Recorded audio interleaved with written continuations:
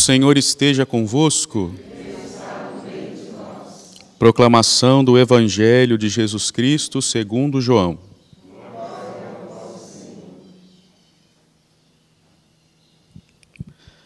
Naquele tempo, disse Jesus a Nicodemos: Ninguém subiu ao céu, a não ser aquele que desceu do céu, o Filho do Homem.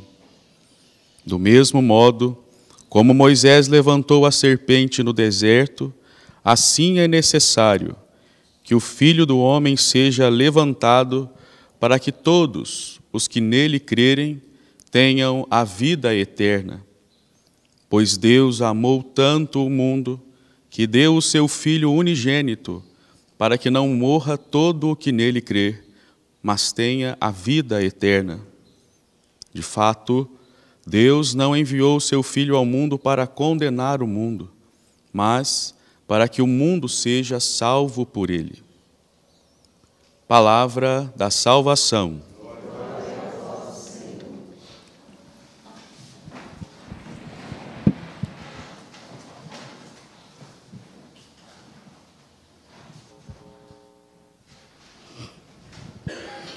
Quero primeiramente agradecer a presença do Padre Alisson, da Diocese da Campanha, que veio nos visitar.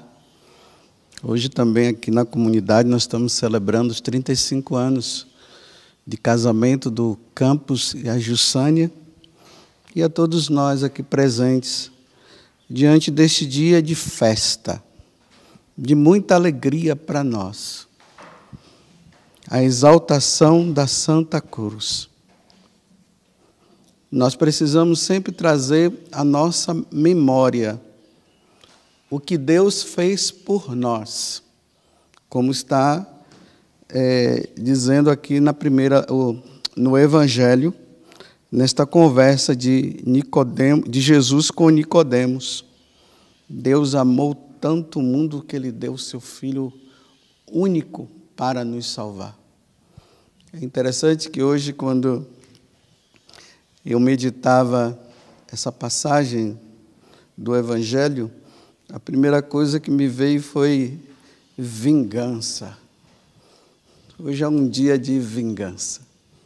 Nós estamos relembrando a vingança de Deus. Depois eu vou explicar melhor para vocês entenderem. Até no livro do profeta Isaías, lá diz no capítulo 35, versículo 4, eis que Deus vem para vingar. Primeiro vamos entender o que é uma vingança. Aí no momento da meditação eu me distraí e acabei me lembrando de um filme muito antigo que passava antigamente na TV, quando eu era criança. Esses filmes de faroeste, que não passa mais, né? E esse filme, o nome do filme Era Uma Vez no Oeste.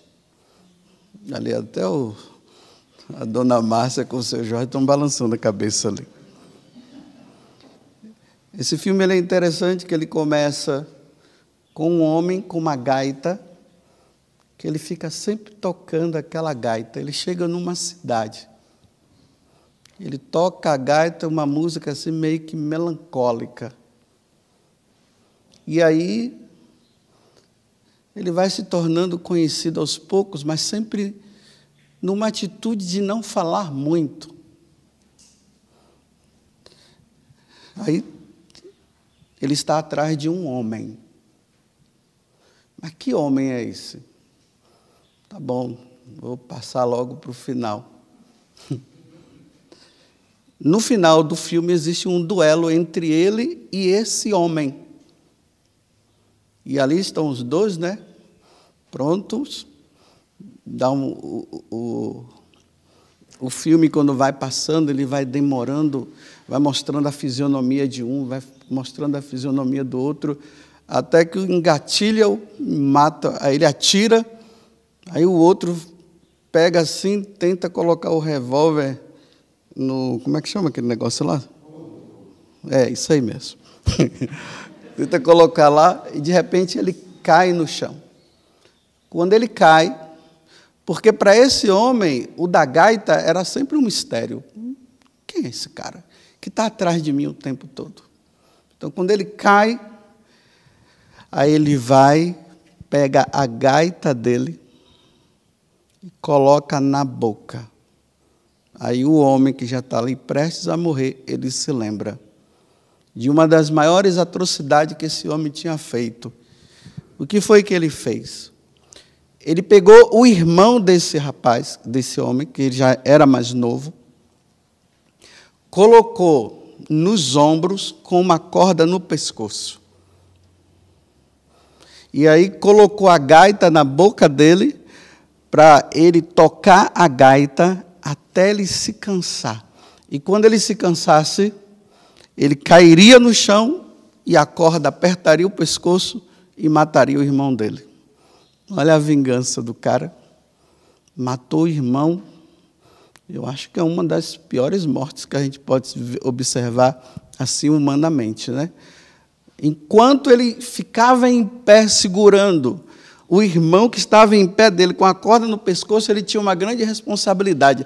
Ele não podia cair, porque se ele caísse, o irmão morreria.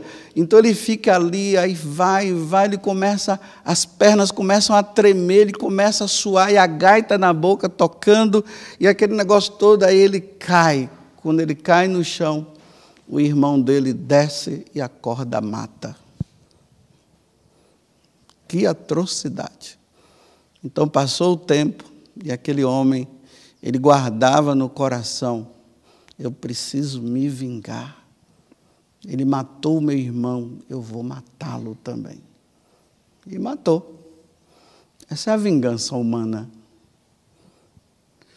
Deus hoje mostra, através de uma morte diferente, a vingança de Deus. Lá no prefácio, que daqui a pouco eu vou rezar, lá vai dizer o seguinte, que na árvore do paraíso, o homem foi enganado, e por isso o pecado entrou no mundo. Mas na árvore da cruz, lá não está usando a palavra vingança, mas na verdade é isso. Deus se vingou. Deus venceu Satanás na árvore da cruz. Essa é a vingança de Deus. Por quê? Porque a partir do momento em que o pecado original entrou no mundo, o que foi que o homem fez? O homem deu as costas para Deus. E a partir do momento que o homem dá as costas para Deus, eles só começam a pecar, fazer tudo. Fazem tudo o contrário. Já não fazem mais como Deus queria, como Deus desejava que nós vivêssemos no paraíso. Porque lá, no jardim do Éden, chamado o jardim do gozo, a interpretação da palavra Éden quer dizer isso, né? O lugar do gozo, o lugar da felicidade. O paraíso é isso, é o lugar da felicidade. E o homem nega essa felicidade na hora que ele obedece a Satanás, quando ele excita o homem e a mulher a comer daquele fruto.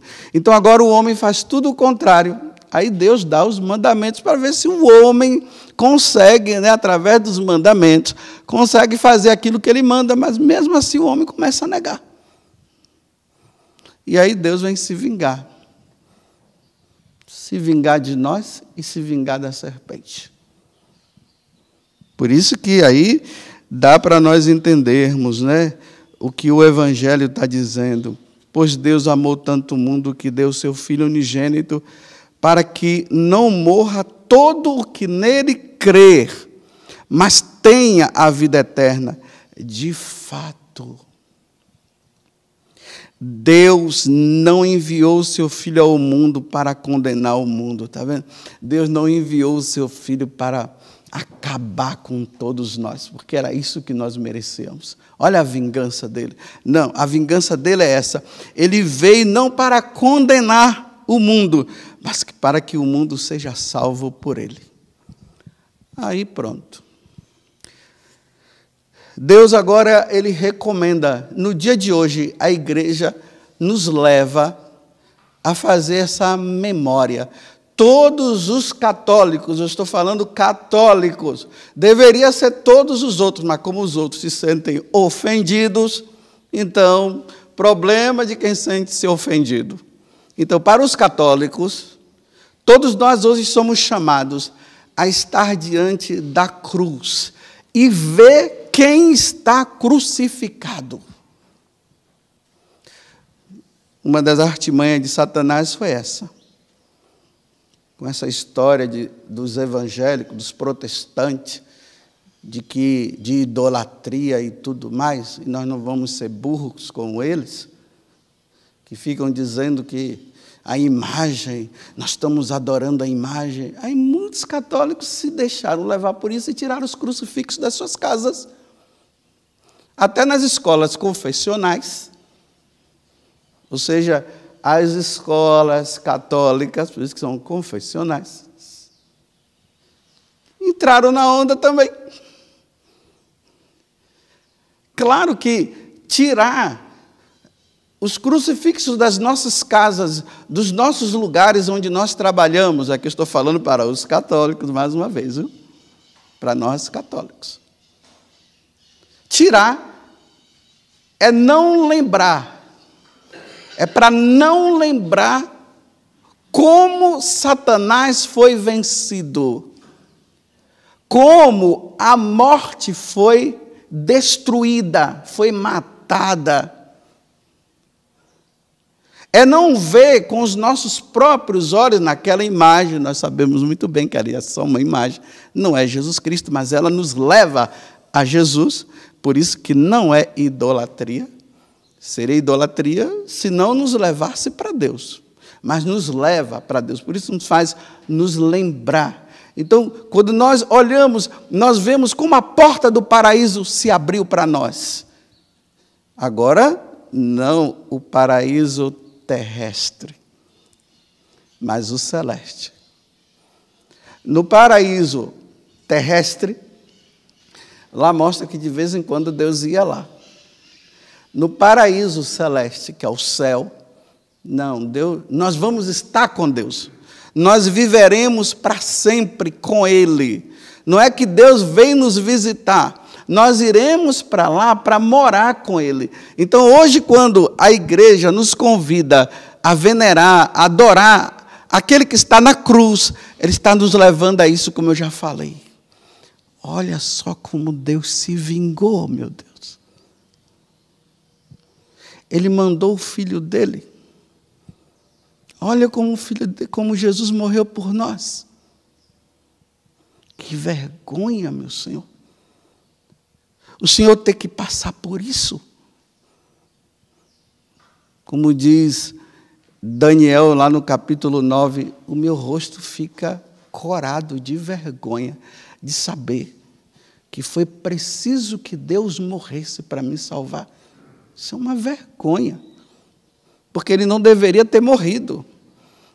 Mas para ele não ter morrido, era preciso que nós continuássemos como Deus sempre quis que nós vivêssemos no paraíso. Mas porque nós pisamos na bola, agora Deus tem que passar por isso, como na leitura de hoje da carta aos Filipenses, né? É opcional, pode ser Números ou Filipenses, eu preferi Filipenses, aonde fala aqui, né, que ele se humilhou. A humilhação de um Deus de se tornar um homem como nós, para morrer na cruz pela nossa salvação. É uma alegria misturada com uma tristeza e, ao mesmo tempo, com uma vergonha. A vergonha, ele está lá na cruz por causa do meu pecado. A tristeza, porque ele morreu. Mas a alegria, porque ele me salvou. É isso que nós devemos meditar. Então, Satanás, sabendo de tudo isso, que nós precisamos sempre trazer isso à memória, e a melhor forma de nós trazermos à memória também é vendo com os nossos próprios olhos, ali na cruz, como tudo aconteceu, ele quer tirar isso do nosso meio. Mas hoje eu quero convidar os católicos que tiraram as suas cruzes das suas casas por influência protestante, Como eu falo, né, crie vergonha na cara e traga de volta. Porque quando um católico ele começa a entrar nessa linha, ele já começa a apostasia. Ele já vai abandonando a fé que Deus nos dá na igreja. E na igreja católica é uma tradição, é um costume, nós temos o crucifixo para nós rezarmos. Não somente o Santíssimo Sacramento, mas através também da cruz.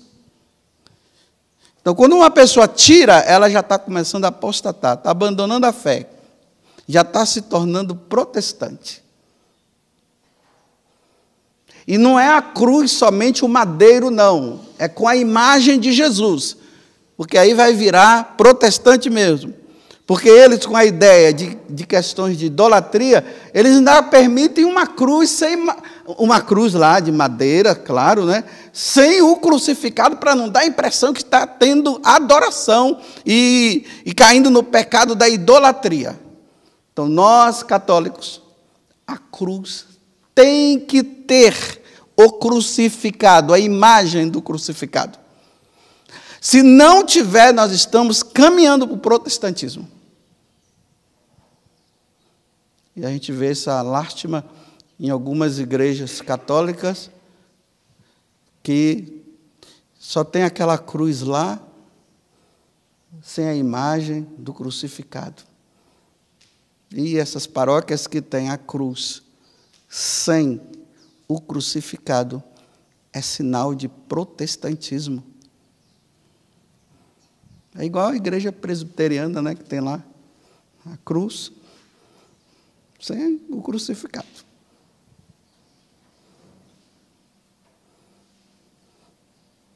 Porque vê só a cruz, só um madeiro. Um madeiro. Só o madeiro. É um madeiro ou uma madeira. Mas a madeira, cruz, com o crucificado dá um tom diferente. Ali está aquele que me salvou. E aí o convite é o seguinte, aí vem as más interpretações. Coloca-se assim, né? Está vendo como Deus é misericordioso? Olha, Ele veio para nos salvar. Deus, Ele não veio nos condenar. Ele veio nos salvar. Até aí está tudo certinho. Mas quando para nisso e não gera conversão, porque precisa gerar conversão. Porque o pessoal se utiliza da misericórdia de Deus para continuar nos seus erros. E aí não há mudança. Deus é misericordioso, Deus não veio condenar, e por Deus não vir condenar, eu continuo no pecado, porque Deus não veio condenar. Então eu continuo naquela vidinha errada, sem mudança de vida. Sabe aquela vidinha do católico que cai no pecado e depois vai se confessar? E depois da confissão ele volta a cair de novo?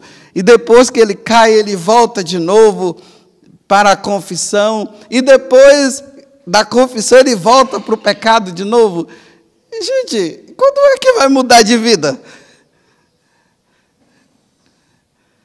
Quando é que vai se converter? A confissão, ela precisa gerar mudança, conversão. Ou seja, Senhor, eu vim aqui te pedir perdão por causa desse pecado que eu cometi. E quando se sai do confessionário, não deveria se fazer mais aquilo, não. Isso é conversão. Enquanto continuar, não tem conversão. É só uma confissão. Vocês estão me entendendo?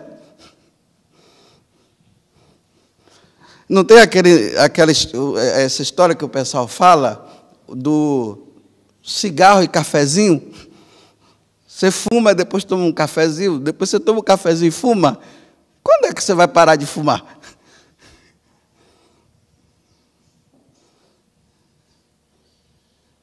Então não há conversão. Quando se fala de pecado mortal, os pecados mortais, eles não deveriam existir na nossa vida. Por isso que São João diz que quem crê em Jesus, quem é de Jesus, não peca. Então, quando ele diz assim, não peca, ele está se referindo aos pecados mortais. Mas essa vidinha vai, aí sai do... padre, eu vim me confessar, qual é o pecado? Eu matei, eu caí no pecado da masturbação, eu traí minha mulher, e não sei o quê. Você sabe que eu sou fraco, né, padre? Não sabia, não. Não vem justificar. Então tá bom. E aí, meu filho?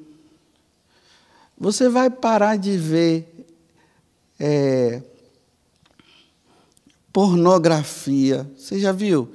Você vê pornografia, cai na masturbação, ou cai com a sua namorada lá e tudo.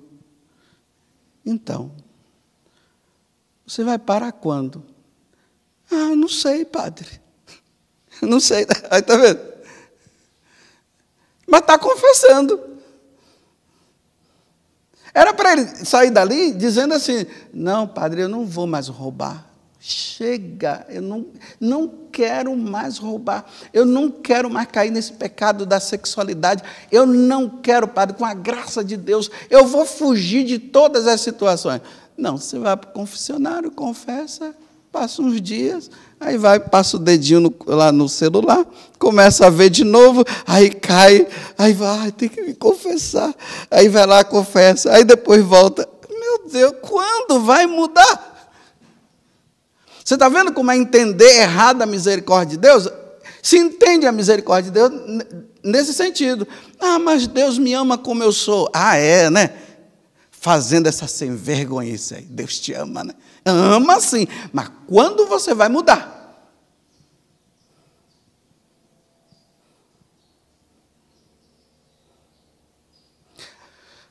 Aí, é preciso mostrar que, depois que nós vamos diante da cruz, e nós vemos a vingança de Deus, aí depois que nós meditamos e vemos como Deus nos salvou, aí nós deveríamos sair dali dizendo assim, Senhor, eu não quero mais, porque agora vem a outra parte que ninguém quer saber mais disso. E a segunda parte é Deus dizendo assim, olha, a minha parte eu já fiz, e a sua? Você vai parar ou não vai? Porque, meu filho, na primeira vez eu te livrei do inferno, foi por isso que eu morri, por isso que eu não vim condenar você, eu te livrei do inferno. Agora, com a minha morte, eu abri a porta do céu, agora você resolva, você vai mudar ou não vai? Porque agora Deus não vai fazer mais nada.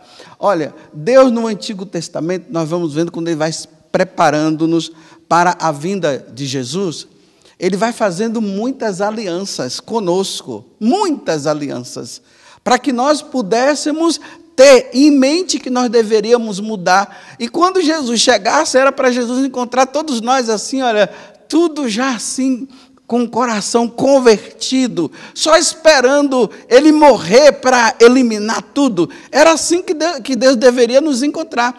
Por isso que fala, né, que João Batista iria preparar um povo que estaria o quê? Preparado para esperar Jesus. Não um povo que estaria no pecado, vivendo a vida errada. Era um povo pecador que estaria esperando a morte de Jesus na cruz. É isso. Então Jesus vem. Ele morre, Deus chega no ápice. Quando Deus envia o seu Filho, é porque agora não tem mais outra forma. Acabou. Não vai ter a segunda vingança mais. Acabou. É Deus por Deus. Acima de Deus não tem mais ninguém. E se foi Deus que nos salvou, não tem mais como. Só que agora nós precisamos dar uma resposta. Então, olha, as prostitutas, aqueles que vivem a ideologia de gênero, os católicos que estão vivendo isso, porque se eu falar dos outros vão ficar ofendidos. Então, só os católicos, eu estou falando, os católicos que vivem, que acham certa a ideologia de gênero, os católicos que acham certo essa questão de homem viver com homem e mulher vivendo com mulher, os católicos que acham, sim, que o aborto deve acontecer dependendo da situação. Os católicos, os de lá de fora não, os de lá vivam do jeito que quiser. Eles vão dar a resposta dele, problema deles. Eles não creem em Deus, e não crendo em Deus não vai mudar. Deus existe do mesmo jeito. Então todas essas pessoas hoje devem chegar diante da cruz e dizer assim: Senhor, mas não, eu não quero mais, não quero. Não quero. Aí veja a misericórdia de Deus. Tá bom, meu filho, agora você me fez feliz. Eu estava com muita raiva de você. Com essas suas atitudes. Você só dava pontapé na minha cara. Mas você está dizendo hoje, diante do meu filho que morreu na cruz, que você não vai fazer isso? Não, eu estou muito feliz. Meus filhos, agora persevere, continue firme aí, olha, porque quando você morrer, você virá para morar comigo. Mas você decide. Deus não vai mais ficar puxando ninguém e dizendo: vem para o meu lado, vem para cá, você também fica. Não, ele não vai, ele já fez tudo o que ele tinha que fazer. Agora cada um resolve sua vida. Se você quer viver tudo isso que eu acabei de dizer, pode viver. Se você quer ser corrupto, olha, seja um verdadeiro corrupto, aproveita, rouba de todo mundo, não só de alguns, rouba mesmo. Enche a tua casa, faz da tua casa um cofre como a casa de tio Patinhas. Pega, vai pegando dinheiro, vai enchendo, pega de todo mundo, viva, desfrute de tudo isso no roubo, vai desfrutando, pega de quem você quiser, porque agora você tem que dar a resposta. Não, Senhor, eu quero continuar nessa vida. Então Deus vai cruzar os braços e vai dizer: eu não posso fazer mais nada, meu filho. Se nem com a morte do meu filho você não muda, o que é que eu posso fazer? Agora também não venha com aquela conversinha fiada, porque não sei se vocês sabem, essa conversinha fiada, ela veio lá do inferno. Essa mentira que depois vai para o céu. Essa é a mentira de Satanás, que todo mundo, tem muita gente acreditando. Não muda de vida, Deus é misericórdia. Um dia eu fiquei assim, olhando, aí um sacerdote, né? Em uma reunião, eu sei que ele estava mandando um recadinho para mim. Como ele não tinha coragem de falar diretamente, ele aproveitou naquela reunião, porque assim, as pessoas não têm coragem de falar diretamente, ela manda recado na reunião, né? Aí ela disse assim: eu só prego a misericórdia. Eu não falo de inferno. Inferno é coisa do Antigo Testamento, o Deus vingador. Eu só falo do Deus misericordioso, que é Jesus Cristo. Como se Jesus, quem falou de inferno diretamente foi Jesus. No Antigo Testamento não fala de inferno.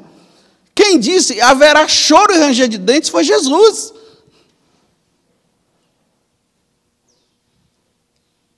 Foi Jesus que disse: vai ser partido ao meio e ser jogado nas trevas exteriores. Quem falou foi Jesus, não fui eu, não. Aí você vê, né? Pode acreditar. Quando a pessoa fica falando muito de misericórdia de Deus, que não fala essas coisas, vai ver a vida. Está se escondendo na misericórdia de Deus para viver uma vida errada. Aí fica falando de misericórdia. Não, eu não falo de inferno, nem falo de teologia da libertação também, disse assim, né? Eu só falo da misericórdia, porque o rosto misericordioso de Jesus, ai, tão bonitinho, né? Meu Jesusinho, meu amado, aí, meu Jesusinho misericordioso, e continuo no pecado, né? Você pode acreditar que aqueles que não falam do inferno é porque estão vivendo uma vida errada. Então ele amortece a consciência dele falando assim, do Deus da misericórdia, do beijinho, do meu abraço, meu Jesusinho, queridinho, da minha vida. E não muda de vida. Aí eu vi que estava mandando um recadinho para mim, eu fiquei quieto. Quieto eu fiquei e quieto ficarei. Porque não está falando a verdade. Meus irmãos, se nós não pensarmos na existência do inferno, ou seja, na existência de que um dia nós iremos pagar pelos nossos pecados, se nós não pensarmos nisso, ninguém muda de vida. Se nós só pensarmos que Deus é misericordioso e Deus é bonzinho, e Ele é bonzinho mesmo, não é bonzinho, Ele é bom.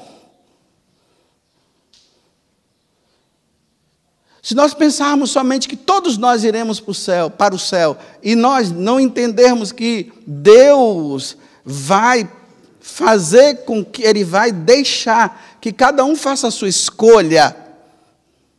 Porque assim, se eu vivo no pecado, eu estou indo para o inferno.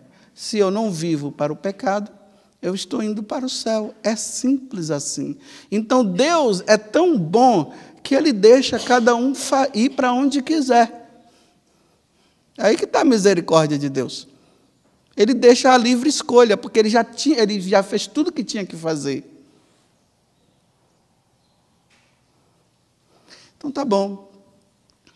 Eu vou falar da misericórdia de Deus, sim. Eu vou falar que Deus é amor, sim. Mas eu também vou dizer que Deus não é brasileiro, que fica dando jeitinho para tudo. Ele já deu o jeito. E eu tenho que alertar. Olha, se você vive nessa vida, cuidado. Você poderá não se salvar. Olha, se você está nessa vida boa, continue. Você está indo para o caminho certo. Vá em frente. Persevere. Olha, cuidado, depois da morte existe o inferno para os condenados e o céu para os absolvidos. E aí eu termino dizendo assim, se você não acredita no que eu estou dizendo, só depois da morte, tu verás quem está certo. Louvado seja nosso Senhor Jesus Cristo. E a nossa Mãe, Maria Santíssima.